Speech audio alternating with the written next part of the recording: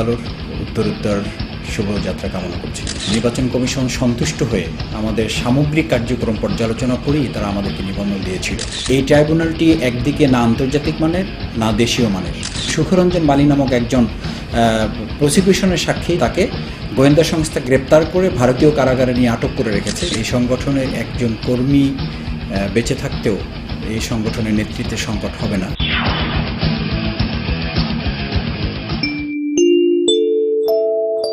Columnist, লেখক, সাহিত্যিক, সাংবাদিক এবং প্রখ্যাত রাজনীতিবিদ যারা আছেন, তাদের সাক্ষাৎকারধর্মী যে অনুষ্ঠান সম্প্রচারের উদ্যোগ নিয়েছে, এটি অসামান্য একটি উদ্যোগ এবং ব্যতিক্রমধর্মী উদ্যোগ। সাধারণ মানুষের কাছে এই অসাধারণ উদ্যোগ পৌঁছে দেওয়ার যে প্রচেষ্টা, এই প্রচেষ্টাকে আমি ব্যক্তিগতভাবে স্বাগত জানাই এবং আশা করি উত্তরোত্তর এটা বাংলাদেশের রাজনৈতিক, অর্থনৈতিক, সামাজিক এবং যে সংকট চলছে, এই নানান সংকট উত্তরণে এই উদ্যোগ একটি গুরুত্বপূর্ণ ভূমিকা পালন করবে। আমি এই দ্বিতীয় আলোর উত্তরোত্তর শুভযাত্রা কামনা করছি। বাংলাদেশ জামাত ইসলামী একটি সমৃদ্ধ এবং দীর্ঘ আন্দোলন সংগ্রাম পাড়ি দিয়ে আসা একটি আদর্শিক রাজনৈতিক সংগঠন। এই সংগঠনে নেতৃত্বের সংকট হওয়াটা খুব স্বাভাবিক না, কারণ এখানে ব্যক্তির কোনো বিষয়ে সংগঠন পরিচালিত হয় না। সংগঠন পরিচালিত হয় সমন্বিত আলোচনার ভিত্তিতে। বিধায় যখন যিনি দায়িত্বে থাকেন তিনি যোগ্যতার সাথে এই সংগঠন পরিচালনা করেন এবং করে আসছেন। ভবিষ্যতেও এই সংগঠন সেভাবেই পরিচালিত হবে। বিধায় আমাদের সিনিয়র নেতৃবৃন্দ, বিশেষ করে বাংলাদেশ জামাত ইসলামীর সম্মানিত আমির মাওলানা মতিউর রহমান নিজামী, সাবেক আমির বর্ষিয়ান জননেতা প্রফেসর গোলাম আজম স্যার এবং প্রখ্যাত আলেমে দ্বীন, আন্তর্জাতিক খ্যাতিসম্পন্ন মুফাসসিরে কোরআন আল্লামা দিলওয়ার হোসেন সাঈদী, বাংলাদেশ জামাত ইসলামীর সেক্রেটারি জেনারেল জনাব আলী হাসান মোহাম্মদ মুজাহিদ সহ সহকারী সেক্রেটারি জেনারেল বৃন্দ এবং বেশ কয়েকজন সিনিয়র নেতৃবৃন্দ, যাদেরকে বিভিন্ন মিথ্যা মামলা এবং আন্তর্জাতিক ট্রাইব্যুনালের প্রহসনের বিচারে যাদেরকে গ্রেপ্তার করা হয়েছে, এর মাধ্যমে সংগঠন সাময়িক কিছুটা অসুবিধার মধ্যে পড়লেও সুদূরপ্রসারী দিক বিবেচনায় এই সংগঠন স্বাভাবিকভাবে তার যাত্রা অব্যাহত রাখতে সক্ষম হবে। কারণ এই সংগঠনের একজন কর্মী বেঁচে থাকতেও এই সংগঠনের নেতৃত্বে সংকট হবে না। কারণ এই সংগঠন যতটা নেতৃত্ব নির্ভর, ততটা এই সংগঠন আল্লাহর উপর নির্ভরশীল এবং এই জনশক্তি তাদের ভালোবাসা, তাদের কর্মঠ ভূমিকা পালন এবং ত্যাগ কোরবানির উপরে নির্ভরশীল। বিধায় তাদের বয়স এবং যোগ্যতার কিছুটা ঘাটতি আমাদের এই সংগঠনে হয়তো পরিলক্ষিত হবে, কিন্তু এখনও আমাদের মধ্যে একটা সমৃদ্ধ নেতৃত্ব আছে, যে সমৃদ্ধ নেতৃত্বে এই সংগঠনকে পরিচালনা করতে সক্ষম এবং ইতিমধ্যেই আমরা তা প্রমাণ করতে সক্ষম হয়েছি। তারপরেও আমরা আমাদের এই আটক শীর্ষ নেতৃবৃন্দের অতি সত্বর মুক্তি কামনা করছি এবং আশা করছি খুব শীঘ্র তারা বেকসুর খালাস পেয়ে আবার এই দেশ এবং জাতির মাঝে তারা ফিরে আসবেন এবং তাদের নেতৃত্বেই এই সংগঠন বাংলাদেশ জামাত ইসলামী পরিচালিত হবে।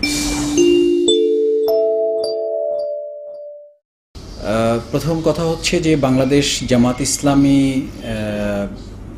রাজনৈতিক নিবন্ধিত একটি গণতান্ত্রিক এবং সংবিধান স্বীকৃত সংগঠন। নির্বাচন কমিশন কর্তৃক আমরা ন্যায়সঙ্গত পন্থায় আমাদের নিবন্ধন আমরা পেয়েছিলাম এবং সেই সময় আপনারা জানেন যে নির্বাচন কমিশন সন্তুষ্ট হয়ে আমাদের সামগ্রিক কার্যক্রম পর্যালোচনা করেই তারা আমাদেরকে নিবন্ধন দিয়েছিল।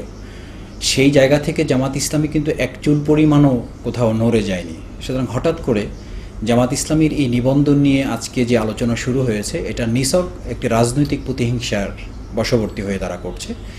আমরা আশা করি যে এই সরকার এরকম একটি আত্মঘাতী সিদ্ধান্ত তারা গ্রহণ করবে না। এই কারণে যে জামাত ইসলামীকে নির্বাচন কমিশন কর্তৃক যে নিবন্ধন দেওয়া হয়েছে, এরপরেও নির্বাচন কমিশন থেকে আমাদের কাছে যে যে বিষয়ে তারা যখন যেভাবে জানতে চেয়েছেন, আমরা সবগুলো বিষয়ে সদুত্তর দিতে পেরেছি এবং সেই বিষয়ে নির্বাচন কমিশন ইতিমধ্যেই সন্তোষ প্রকাশ করেছে। সুতরাং এরপরেও যদি নির্বাচন কমিশন আমাদের বিরুদ্ধে এরকম কোনো সিদ্ধান্ত তারা নেয়, তাহলে এই দেশ, এই জাতি তা ঘৃণাভরে প্রত্যাখ্যান করবে এবং সে কারণে আমরা মনে করি না যে নির্বাচন কমিশন এরকম আমাদের ব্যাপারে নেতিবাচক কোনো সিদ্ধান্ত নেবে। কারণ জামাত ইসলামের ব্যাপারে এরকম নেতিবাচক কোনো সিদ্ধান্ত নেওয়ার আগে বাংলাদেশে গুরুত্বপূর্ণ আরও কমপক্ষে 10 থেকে 15টি বৃহৎ রাজনৈতিক দলের ব্যাপারে সিদ্ধান্ত নিয়ে তারপরে জামাত ইসলামের ব্যাপারে সিদ্ধান্ত নিতে হবে।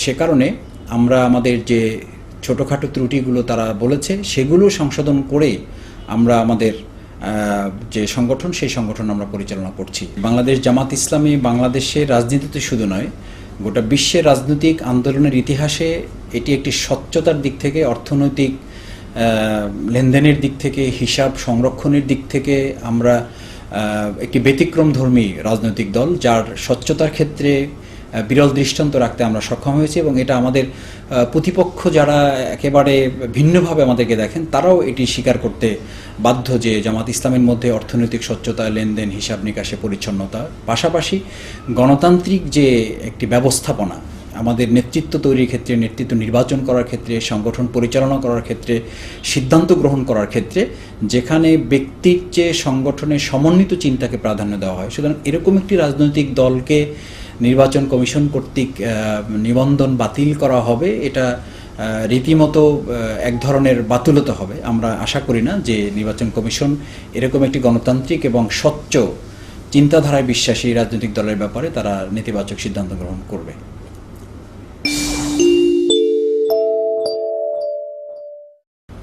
আমরা একটা কথা পরিষ্কার করে বলতে চাই দেশ এবং আন্তর্জাতিক মানব গোষ্ঠীর কাছে, যে আজকে বাংলাদেশে যে আন্তর্জাতিক ট্রাইব্যুনাল নাম দিয়ে একটি প্রহসনের ট্রাইব্যুনাল এই সরকার দাঁড় করিয়েছে, এই ট্রাইব্যুনালটি একদিকে না আন্তর্জাতিক মানের না দেশীয় মানের, দুই দিক বিবেচনায় এটি গ্রহণযোগ্যতা হারিয়েছে ইতিমধ্যে। এবং বিশেষ করে এটি গোটা দেশ এবং আন্তর্জাতিক মাধ্যমগুলোর কাছে, সংস্থাগুলোর কাছে বিতর্কিত এবং প্রশ্নবিদ্ধ একটি ট্রাইব্যুনাল হিসেবে পরিগণিত হয়েছে। এবং আপনারা নিশ্চয়ই জানবেন যে ইন্টারন্যাশনাল বার অ্যাসোসিয়েশন, জাতিসংঘ মানবাধিকার সংস্থা, তারপরে আমাদের বাংলাদেশের হিউম্যান রাইটস ওয়াচ, এগুলো সকল ধর্মের যতগুলো মানবাধিকার বাস্তবায়ন সংস্থা আছে সকলের পক্ষ থেকেই প্রশ্ন উঠেছে যে এই ট্রাইব্যুনালটি মানবাধিকার সংরক্ষণের ক্ষেত্রে রীতিমতো তার সীমা লঙ্ঘন করেছে এবং তারা মানবাধিকার লঙ্ঘন করে যাচ্ছে। এই কারণে আমরা বলেছি যে এই ট্রাইব্যুনাল একটি অবৈধ ট্রাইব্যুনাল, বিতর্কিত এবং প্রশ্নবিদ্ধ ট্রাইব্যুনাল। শুরু থেকে আমরা বলে আসছি এখানে একজন পিয়ন থেকে শুরু করে বিচারপতি পর্যন্ত দলীয় বিবেচনায় নিয়োগ দেওয়া হয়েছে। সুতরাং দলীয় বিবেচনায় নিয়োগ দেওয়া ব্যক্তি কিংবা কর্মকর্তাবৃন্দ তাদের কাছ থেকে নিরপেক্ষ বিচার পাওয়াটা এটা একটা অবিশ্বাস্য বিষয় এবং সেটাই প্রতিফলিত হয়েছে। আমরা প্রথম থেকেই যেটা সন্দেহ এবং সংশয় প্রকাশ করে আসছিলাম, আশঙ্কা প্রকাশ করে আসছিলাম, সেই আশঙ্কাটাই ইতিমধ্যে প্রতিফলিত হয়েছে যে দলীয় বিবেচনায় রায় দেওয়া হয়েছে। আপনারা নিশ্চয়ই অবগত থাকবেন যে এখানে আমাদের ট্রাইব্যুনালে সবচেয়ে বড় মারাত্মক যে অবিচারটি করা হচ্ছে আমাদের উপরে, সেটি হচ্ছে যখন তাদেরকে গ্রেপ্তার করা হয়, গ্রেপ্তারের সময় থেকেই তারা ট্রাইব্যুনালের বিচারে গ্রেপ্তার না করে তারা সম্পূর্ণ মিথ্যা একটা মামলায় গ্রেপ্তার করেছিল। এবং সেখানে আমরা বলেছিলাম যে ট্রাইব্যুনাল যেহেতু আন্তর্জাতিক ট্রাইব্যুনাল, সেখানে বিদেশি আইনজীবী নিয়োগ দেওয়ার বিধান রাখা হোক। সেই বিধান থাকার পরেও তারা বিদেশি আইনজীবী নিয়োগ দিতে আমাদেরকে তারা সুযোগ দেয়নি। পাশাপাশি তারা তাদের পক্ষে সাক্ষী দেওয়ার জন্য, ট্রাইব্যুনালের পক্ষে সাক্ষী দেওয়ার জন্য তারা বেশ কিছু সাক্ষী সুযোগ রাখলেও আমাদেরকে মাত্র 1 থেকে 2 জন সাক্ষীর ব্যবস্থা রেখে আমাদের উপরে তারা রীতিমতো অবিচার করেছে। এবং আরও অবাক হবেন আপনারা শুনে যে মাওলানা দিলওয়ার হোসেন সাঈদী সাহেব সহ আমাদের বেশ কয়েকজন নেতৃবৃন্দের সাক্ষী কোর্ট থেকে গ্রেপ্তার করা হয়েছে, কাউকে কাউকে বাসা থেকে তাড়িয়ে দেওয়া হয়েছে, এলাকা থেকে তাদেরকে ঘরছাড়া করা হয়েছে। এবং সুখরঞ্জন মালী নামক একজন প্রসিকিউশনের সাক্ষী, যিনি পরবর্তীতে আমাদের জামাতের নেতৃবৃন্দের পক্ষে সাক্ষী দিতে চেয়েছিলেন, তাকে গোয়েন্দা সংস্থা গ্রেপ্তার করে ভারতীয় কারাগারে নিয়ে আটক করে রেখেছে। ইতিমধ্যেই তা বিভিন্ন সংবাদ মাধ্যমে প্রকাশ পেয়েছে। এই সব কিছুর মাধ্যমে প্রমাণিত হয় যে এই ট্রাইব্যুনালটি তার নিরপেক্ষতা হারিয়েছে। এখান থেকে যে ধরনের রায় দেওয়া হবে সে রায় একটি বিতর্কিত, প্রশ্নবিদ্ধ এবং অবৈধ রায়। আমরা দেশবাসীকে সাথে নিয়ে এর প্রতিবাদ জানিয়েছি, গোটা আন্তর্জাতিক মাধ্যম এর প্রতিবাদ করেছে। এখন অপেক্ষায় আছি যে এই ট্রাইব্যুনাল যে পর্যায়ে এসে পৌঁছেছে, ট্রাইব্যুনাল নিজেই একসময় ভেঙে পড়বে এবং তার যে স্বকীয়তা, সেই স্বকীয়তা নিয়ে সে সামনে আর এগুতে পারবে না।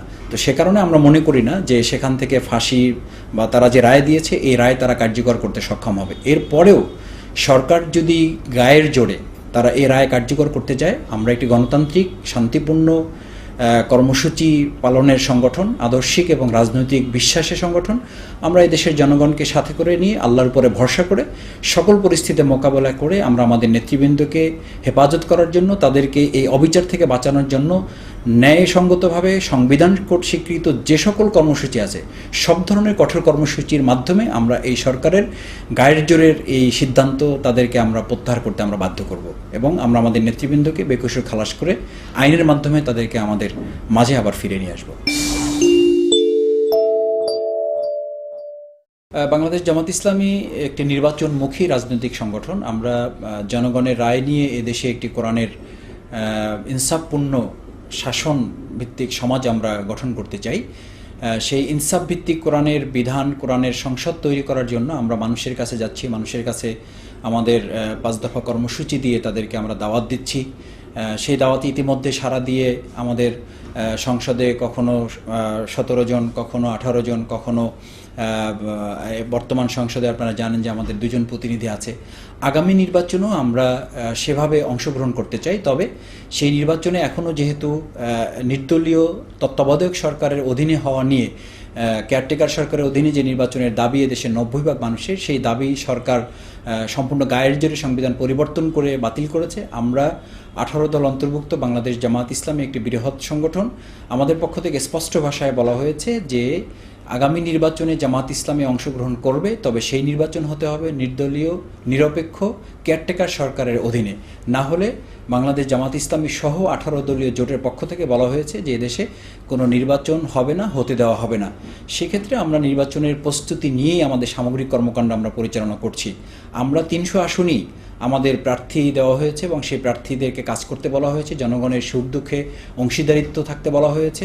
আমরা আমাদের এলাকার উন্নয়নের জন্য কাজ করছি, এলাকার মানুষকে দুর্নীতিমুক্ত সমাজ প্রতিষ্ঠানের অঙ্গীকার আমরা তাদের সামনে করছি, সন্ত্রাসমুক্ত সমাজ প্রতিষ্ঠার কথা আমরা তাদেরকে বলছি। এবং ইতিমধ্যেই আপনারা শুনে খুশি হবেন, দেশবাসী এবং দেশের বাইরের মানুষ এর নিশ্চয়ই খুশি হবেন যে আওয়ামী লীগ সরকারের এই 4.5 বছরে আমাদের উপরে চরম নির্যাতন নিপীড়ন চালাবার পরও, আমাদের হাজার হাজার নেতাকর্মীদেরকে গ্রেপ্তার করে রাখার পরেও আমাদের এই সরকারের অধীনে যতগুলো নির্বাচন হয়েছে, বাংলাদেশ জামাত ইসলামের ইতিহাসে এই সরকারের অধীনে সবগুলো নির্বাচনে আমরা যে কোনো সময়ের চেয়ে বিপুল সংখ্যক ভোটে আমাদের বিভিন্ন সময় বিভিন্ন প্রার্থীরা বিজয়ী হয়েছে। সিটি কর্পোরেশনে আমাদের বিভিন্ন জায়গায় কাউন্সিলররা যে কোনো সময়ের চেয়ে বিপুল সংখ্যক ভোটে আমাদের কাউন্সিলর নির্বাচন হয়েছে। মহিলা ভাইস চেয়ারম্যান, উপজেলা চেয়ারম্যান এবং ইউনিয়ন পরিষদের চেয়ারম্যান, ইউনিয়ন মেম্বার যারা, সেখানে আমাদের উল্লেখযোগ্য সংখ্যক জামাত ইসলামী প্রতিষ্ঠার পর থেকে উল্লেখযোগ্য সংখ্যক জায়গায় নির্বাচিত হয়েছে। আমরা আশা করছি আগামী দিনেও যে নির্দলীয়, নিরপেক্ষ এবং কেয়ারটেকার সরকারের অধীনে যে নির্বাচন অনুষ্ঠিত হবে, জনগণের যে দাবি, সেই দাবির মুখে সরকার কেয়ারটেকার সরকার অধীনে নির্বাচন দিতে বাধ্য হবে। এবং সেখানে জামাত ইসলামী যেহেতু 18 দলীয় জোটে অন্তর্ভুক্ত আছে, 18 দলীয় জোটের সাথে আলোচনার ভিত্তিতেই আমরা যেখানে যেখানে আসন আমাদের প্রাপ্য অধিকার, আমরা সেই আসন পাবো এবং সেখানে আমরা নির্বাচন চূড়ান্তভাবে ঘোষণা করব। এর আগ পর্যন্ত আমরা 300 আসনই আমাদের প্রার্থী দিয়ে সেখানে আমাদের কার্যক্রম চলছে এবং আমাদের প্রস্তুতি পুরোদমে আমরা চালিয়ে যাচ্ছি। কারণ এই সরকারের জুলুম নিপীড়নের অংশ হিসাবে আমাদের একদিকে যেন আন্দোলন সংগ্রাম চলছে, আন্দোলন সংগ্রামের পাশাপাশি আমাদের নির্বাচনের প্রস্তুতিও 100% চূড়ান্ত প্রস্তুতি নিয়ে আমরা আমাদের কার্যক্রম চালিয়ে যাচ্ছি এবং আশা করছি আগামী নির্বাচনে এদেশের মানুষ আমাদেরকে সত্যের পক্ষে, ন্যায়ের পক্ষে এবং অন্যায়ের বিরুদ্ধে, দুর্নীতি, সন্ত্রাসের বিরুদ্ধে ভূমিকা রাখবে এবং জামাত ইসলামের পক্ষে মানুষ অংশগ্রহণ করবে।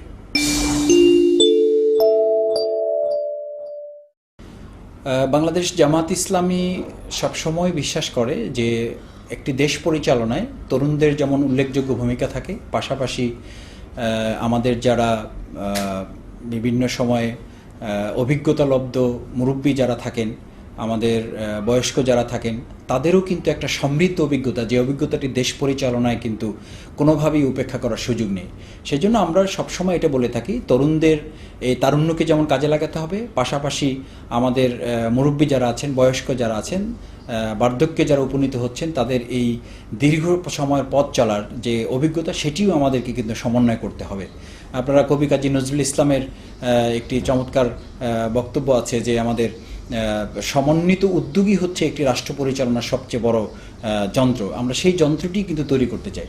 সেটার জন্য পাশাপাশি আমরা তরুণদেরকে অগ্রাধিকার দিচ্ছি এবং সেই তরুণদেরকে অগ্রাধিকার দেওয়ার জন্যই কিন্তু বাংলাদেশ জামাত ইসলামের পাশাপাশি ইসলামী আন্দোলনের নেতৃত্ব তৈরি করার জন্য এবং একদল সৎ, যোগ্য, দক্ষ, দেশপ্রেমিক সুনাগরিক তৈরি করার জন্য বাংলাদেশের ছাত্র সংগঠনের মধ্যে ইসলামী আন্দোলনের একটি গুরুত্বপূর্ণ ধারা কাজ করছে বাংলাদেশ ইসলামী ছাত্র শিবির, এবং ছাত্রীদের মধ্যেও এরকম একটি কার্যক্রম পরিচালিত হচ্ছে যাদেরকে আমরা বাংলাদেশের বর্তমান সময়ে আগামী দিনের একজন উত্তম আদর্শ মা হিসেবে তৈরি করে, যেটা নেপোলিয়ন বলেছিলেন যে আমাকে একজন ভালো মা দাও, আমি তোমাদেরকে একটি ভালো জাতি তৈরি করে দেব। আমরা সেই ভালো মা তৈরি করার জন্য ইসলামী ছাত্র সংস্থার নামে একটি সংগঠন কাজ করে যাচ্ছে। এটি হচ্ছে যে ছাত্রদেরকে আমরা কাজ করছি, ছাত্রীদের পিছনে আমরা কাজ করছি, যাদের মাধ্যমে আগামী দিনে একটি সুন্দর জাতি বিনির্মাণ করা সম্ভব। বিশেষ করে এক্ষেত্রে আমাদের 4টি পরিকল্পনা। একটি পরিকল্পনা হচ্ছে মেধাবীদেরকে মূল্যায়ন করা। আমরা মেধাবীদেরকে বৃত্তি প্রদান করার মধ্য দিয়ে, তাদের জন্য কোচিং করার মধ্য দিয়ে, তাদের ফ্রি ক্লাসের মাধ্যমে, ফ্রি বই, শিক্ষার উপকরণ বিতরণ করার মধ্য দিয়ে, এর মধ্যে যারা অসচ্ছল তাদেরকে আমরা বিনামূল্যে বিভিন্ন সময় শিক্ষা উপকরণ বিতরণ করার মধ্য দিয়ে আমরা তাদেরকে একটা শিক্ষিত জাতিতে পরিণত করার জন্য, এরপরে পাশাপাশি উচ্চশিক্ষা তাদেরকে শিক্ষিত হওয়ার জন্য, আমরা দেশের বাইরে পাঠাবার জন্য, দেশের মধ্যে এই উচ্চশিক্ষায় শিক্ষিত হওয়ার জন্য নানাভাবে তাদেরকে আমরা উৎসাহিত করছি, অনুপ্রাণিত করছি, যেটা শুধুমাত্র বাংলাদেশ জামাত ইসলামী, ইসলামী ছাত্র শিবির, ইসলামী ছাত্র সংস্থাই পরিচালনা করছে। সুতরাং আমরা মনে করি যে এদেশের তরুণদেরকে আদর্শিক দিক পরিচালনা করার পাশাপাশি নৈতিকতার ভিত্তিতে তাদেরকে গড়ে তুলে তাদের যোগ্যতাকে কাজে লাগানোর জন্য, আজকে আপনি নিশ্চয়ই কথা স্বীকার করবেন যে একটা জাতির মধ্যে যদি শুধু যোগ্যতা থাকে আর তার মধ্যে যদি নৈতিকতা না থাকে, তাহলে নৈতিকতা বিবর্জিত এই যোগ্যতা সম্পন্ন লোকগুলো একটা জাতির জন্য কিন্তু একটা ভয়ানক পরিস্থিতি ডেকে নিয়ে আসতে পারে, যেটা আজকে শুধু বাংলাদেশে না গোটা বিশ্বে আমরা দেখতে পাচ্ছি।